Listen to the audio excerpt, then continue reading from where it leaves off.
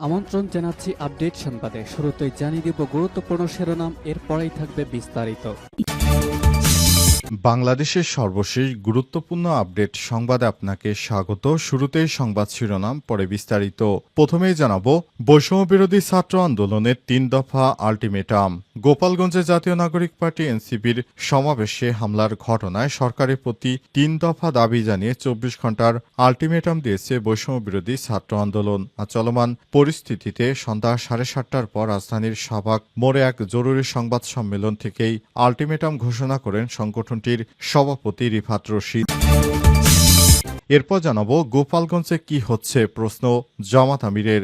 জাতীয় নাগরিক পার্টি এনসিপির জুলাই পদযাত্রা কর্মসূচিকে কেন্দ্র করে গোপালগঞ্জ পরিণত হয়েছে রণক্ষেত্রে। সমাবেশস্থলে হামলা চালায় নিষিদ্ধ ঘোষিত ছাত্রলীগ ও আওয়ামী লীগের নেতাকর্মীরা। সমাবেশ শেষে ফেরার সময় এনসিপির শীর্ষ নেতাদের উপর ফের হামলা চালানো হয়। এই ঘটনায় বাংলাদেশ জামাত ইসলামের পক্ষ থেকে আগামীকাল বিক্ষোভ সমাবেশের ঘোষণা দেওয়া হয়েছে।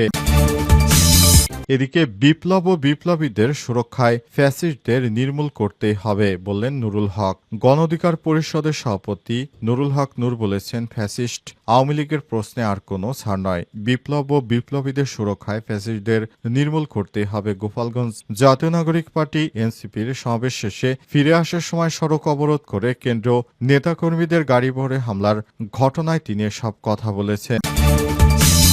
এদিকে সরকারের ঢিলে ঢালা কারণে এখনও খুনিরা আবার মাথাচাড়া দিচ্ছে বললেন জুনায়েদ সাকি। শহীদ আবু সাঈদের প্রথম শাহাদাত বার্ষিকীতে গণসংহতি আন্দোলনের প্রধান সমন্বয়কারী জুনায়েদ সাকি বলেছেন, অন্তর্বর্তীকালীন সরকারের দায়িত্ব ছিল জনগণকে ঐক্যবদ্ধ রাখা, কিন্তু তাদের ঢিলেঢালা কার্যক্রমের কারণে এখন খুনিরা আবার মাথাচাড়া দিয়ে উঠছে। আজ পাবলিক লাইব্রেরি মাঠে আয়োজিত শহীদ স্মরণে এক সমাবেশে তিনি এসব কথা বলেছেন। এবং সর্বশেষ জানাবো বাংলাদেশের রিজার্ভ বেড়ে $30 বিলিয়ন ঘরে। দেশের বৈদেশিক মুদ্রা রিজার্ভ আবারও বেড়ে $30 বিলিয়ন ঘরে ফিরেছে। বাংলাদেশ ব্যাংকের সর্বশেষ হিসাব অনুযায়ী আজ পর্যন্ত বৈদেশিক মুদ্রা রিজার্ভ দাঁড়িয়েছে $3,062,20,000 বা $30.02 বিলিয়ন। বাংলাদেশ ব্যাংকের নির্বাহী পরিচালক ও মুখপাত্র আরিফ হোসেন খান জানান, আন্তর্জাতিক মানদণ্ড অনুযায়ী payment and international investment position manual অনুযায়ী রিজার্ভের পরিমাণ $2,494,54,50,000 অর্থাৎ $25 বিলিয়ন।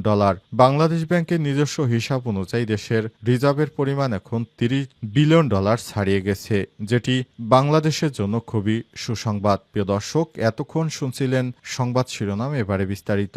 তবে তার আগে বন্ধুরা অনুরোধ থাকবে এই সংবাদটিতে একটি লাইক দিন।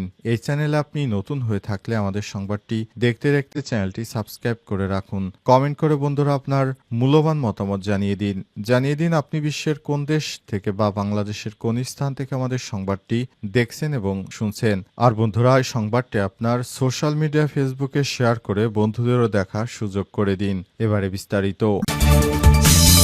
বৈষম্যবিরোধী ছাত্র আন্দোলনের ৩ দফা ও আল্টিমেটাম।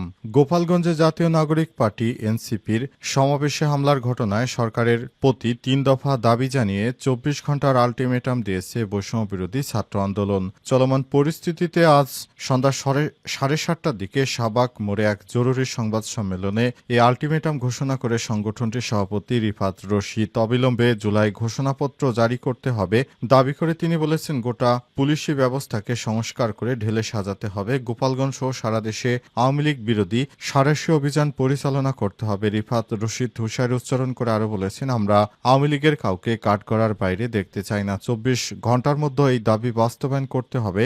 দাবি না মানলে আবারও কঠোর কর্মসূচি ঘোষণা করা হবে। বৈষম্য বিরোধীদের ৩ দফা: ১. অবিলম্বে জুলাই ঘোষণাপত্র জারি করতে হবে। ২.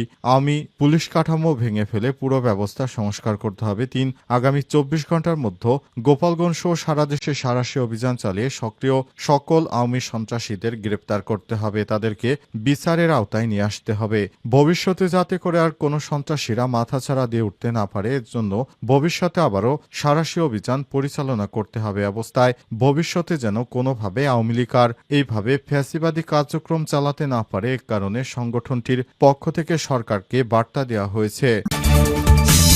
গোপালগঞ্জে কি হচ্ছে প্রশ্ন জামাতের আমিরের। জাতীয় নাগরিক পার্টি এনসিপির জুলাই পদযাত্রা কর্মসূচিকে কেন্দ্র করে গোপালগঞ্জ পরিণত হয়েছে রণক্ষেত্রে। সমাবেশ স্থলে হামলা চালায় নিষিদ্ধ ঘোষিত ছাত্রলীগ আওয়ামী লীগের নেতাকর্মীরা। সমাবেশ শেষে ফেরার সময় এনসিপির শীর্ষ নেতাদের উপর ফের হামলা চালায় তারা। সময় রাস্তায় পুলিশ ও এপিবিএন এর সঙ্গে মুখোমুখি অবস্থানে যায় ছাত্রলীগ ও আওয়ামী লীগের সন্ত্রাসীরা। পুলিশের দিকে বোমা ছোড়া হয়, জবাবে পুলিশও পাল্টা ব্যবস্থা নেয়। ঘটনায় সামাজিক যোগাযোগ মাধ্যমে প্রতিক্রিয়া জানিয়েছে বাংলাদেশ জামাত ইসলামের আমির ডাক্তার শফিকুর রহমান। আজ নিজের ভেরিফাইড ফেসবুক পেজে এক পোস্টে জামাতের আমির লিখেছেন, গোপালগঞ্জ তো বাংলাদেশের অংশ। যতদূর জানতে পেরেছি এনসিপির নেতৃত্ববৃন্দ স্বাভাবিক নিয়মেই সর্বপর্যায়ের প্রশাসনের সঙ্গে পূর্ব থেকেই আলাপ আলোচনা করে তাদের কর্মসূচি বাস্তবায়নে সহায়তা চেয়েছেন। এটি তাদের রাজনৈতিক অধিকার। তিনি আরও লিখেছেন, কিন্তু এখন যে অবস্থানে এসে দাঁড়িয়েছে কার্যত মাঠে আইন শৃঙ্খলা রক্ষাকারী বাহিনীর কোনো উপস্থিতি লক্ষ্য করা যাচ্ছে না। অতি দ্রুত সরকারকে অবশ্যই প্রয়োজনীয় সকল পদক্ষেপ গ্রহণ করতে হবে, অন্যথায় ইতিহাসের পূর্ণ দায় সরকারের উপর বর্তাবে। জামাতের আমির আরও লিখেছেন, আমরা সংশ্লিষ্ট এলাকার জনগণকে সকল ধরনের আইন শৃঙ্খলা থেকে বিরত থাকার আহ্বান জানাই এবং শান্তিপ্রিয় ফ্যাসিবাদ বিরোধী জনগণকে ঐক্যবদ্ধ হওয়ার আন্তরিক আহ্বান জানাচ্ছি। মহান আল্লাহ তাআলা সত্য ও ন্যায়ের পক্ষে তার সাহায্য প্রেরণ করুন, আমিন। ব্যবস্থায় সমস্ত দেশবাসী অন্তর্বর্তীকালীন সরকারের পদক্ষেপের উপর তাকিয়ে আছে।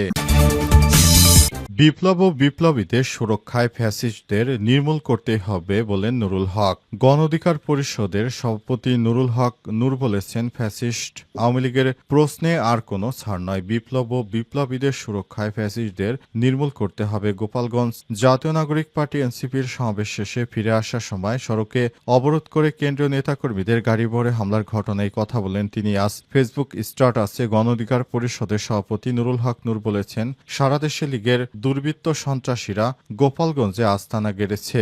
এনসিপির সমাবেশ ও পদযাত্রা পথে আজকের হামলায় প্রমাণ করে 11 মাসেও এদের ন্যূনতম কোনো অনুশোচনাবোধ তৈরি হয়নি, বরং এরা প্রতিশোধপরায়ণ হিংস্র জানোয়ারে পরিণত হয়েছে। এই কথাই পরিষ্কার, ফ্যাসিস্ট লীগের প্রশ্নে আর কোনো ছাড় নয়। বিপ্লব ও বিপ্লবীদের সুরক্ষায় ফ্যাসিস্টদের নির্মূল করতে হবে। তিনি আরো বলেছেন, প্রশাসন যদি আগামী 24 ঘন্টার মধ্যে গোপালগঞ্জকে দুর্বৃত্ত সন্ত্রাসী লীগ মুক্ত করার কোনো দৃশ্যমান পদক্ষেপ গ্রহণ না করে, তাহলে আমরা গোপালগঞ্জকে দুর্বৃত্ত সন্ত্রাসীদের থেকে মুক্ত করতে ঢাকা থেকে গোপালগঞ্জ মার্চ করব।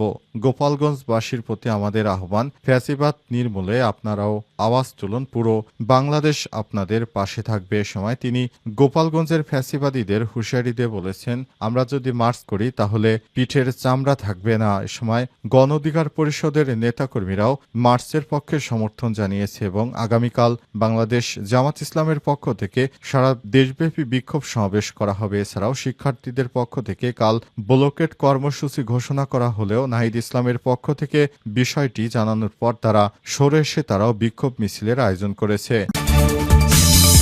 সরকারের ঢিলেঢালা আচরণে খুনিরা আবারও মাথাচাড়া দিচ্ছে বললেন জোনায়েদ সাকি। শহীদ আবু সাঈদের প্রথম শাহাদাত বার্ষিকীতে গণসংহতি আন্দোলনের প্রধান সমন্বয়কারী জোনায়েদ সাকি বলেছেন, অন্তর্বর্তীকালীন সরকারের দায়িত্ব ছিল জনগণকে ঐক্যবদ্ধ রাখা, কিন্তু তাদের ঢিলেঢালা কার্যক্রমের কারণে এখন খুনিরা আবারও মাথাচাড়া দিয়ে উঠছে। তিনি আরো বলেছেন, আমরা দেশব্যাপী যেভাবে দেশটাকে স্বাধীন করেছি সেই ধারাবাহিকতা ধরে রাখতে চেয়েছিলাম, কিন্তু অন্তর্বর্তীকালীন সরকারের কারণে সেটা আমরা ব্যর্থ হয়েছি। কারণ অন্তর্বর্তীকালীন সরকার আমাদেরকে ঐক্যবদ্ধ রাখতে পারেনি। আমরা এখন বিভিন্ন দলে উপদলে ভাগ হয়ে গেছি। সুতরাং এখন থেকে কোনোভাবেই আর এভাবে চলা যাবে না। আবারও আমাদেরকে বিপ্লবীদেরকে এক হয়ে চলতে হবে, তা না হলে ভবিষ্যতে আবারও খুব খারাপ দিন অপেক্ষা করছে। সময় জোনায়েদ সাকি আরো বলেছেন, আমরা চাই একটি সুষ্ঠু ও গ্রহণযোগ্য নির্বাচন। সরকারের উচিত খুব দ্রুত সময়ের মধ্যে এই নির্বাচন দিয়ে দেয়া এবং ভবিষ্যতে যেন আর কোনো ধরনের এই অরাজক পরিস্থিতি না থাকে সে ব্যাপারে সর্বাত্মক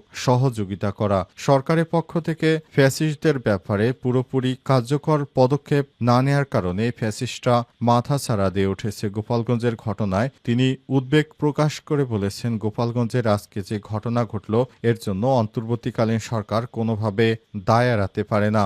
অন্তর্বর্তীকালীন সরকার কোনোভাবে দায় এড়াতে পারবে না, কারণ তার প্রশাসন দিয়ে কোনোভাবেই ফ্যাসিস্টদের ঠেকাতে পারেনি। সুতরাং সরকারকে এর দায় নিতে হবে, ভবিষ্যতে কেউ যেন ফ্যাসিস্ট হয়ে না উঠতে পারে।